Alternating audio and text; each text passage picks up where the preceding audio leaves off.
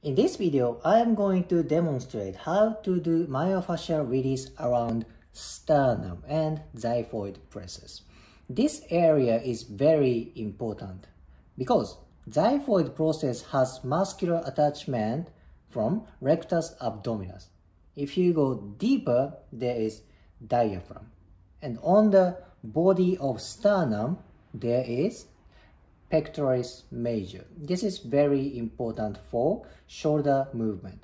And on this part, this is very important for rib movement and trunk movement.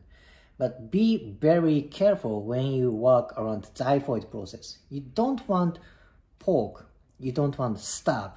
Why? Because there is celiac process, celiac plexus deep to the abdomen. You don't want to poke too much. That will surprise the sympathetic nervous system that you want to avoid. So be very careful walking around xiphoid process. I use tips of fingers to release the edge of xiphoid process like this. I basically use fingers because this is very fragile area. And on the body of sternum, I use fist, this flat surface, and put my fist on the body of sternum. And next part, I'm going to show you how to do it on real person. Now, this is xiphoid process. This part is xiphoid process. And there is costal arch right here. So I work on this kind of M-shaped edge here. This is xiphoid process. This is costal arch. You see, this is kind of M-shaped arch, okay? I use tips of fingers, sink into the fascia, but don't dig into abdomen. There is celiac process deep to this area. Don't do it.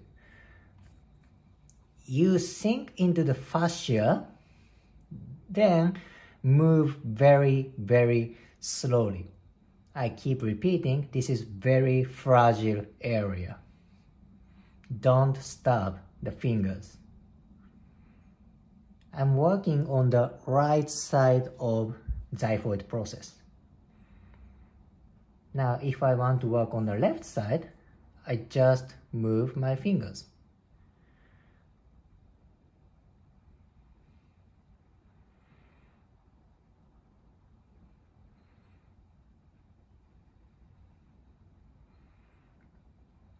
Okay, now I try to work on the body of sternum. I change the angle of camera.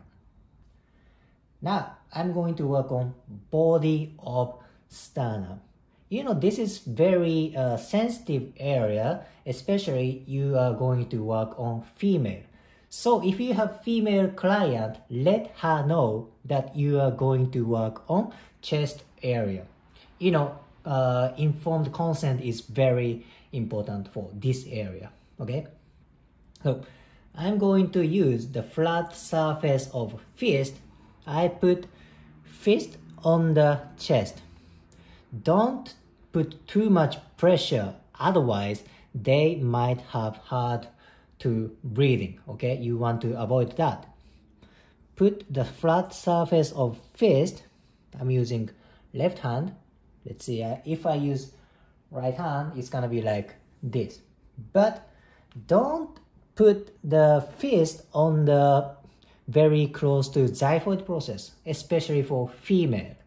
Why? Because there is the wire or bra around here that may compress the wire and it hurts the skin of chest, okay? Okay, I put flat surface of fist, sink into the fascia. Then, since this is sensitive area, I can't move like that. You know, some people might feel this is uncomfortable. How do I release myofascia? I ask my client to move shoulders. As she moves shoulders, pectoralis major moves. Then that stimulus can go to sternum. So instead of I move fist, she moves shoulder and gives stimulus. Good. Due to the angle of camera, I'm moving left shoulder. Of course, you can ask your client to move right shoulder. Depends on which side is tight, okay? I use flat surface. Don't use knuckle. This is too pointy. Put flat surface. Then I ask client to move shoulder joint, okay? Sternum and xiphoid process is very important for ribcage movement, shoulder movement, and trunk movement. So this is today's video. If you liked it, please hit the like button, comment, and subscribe. See you next video.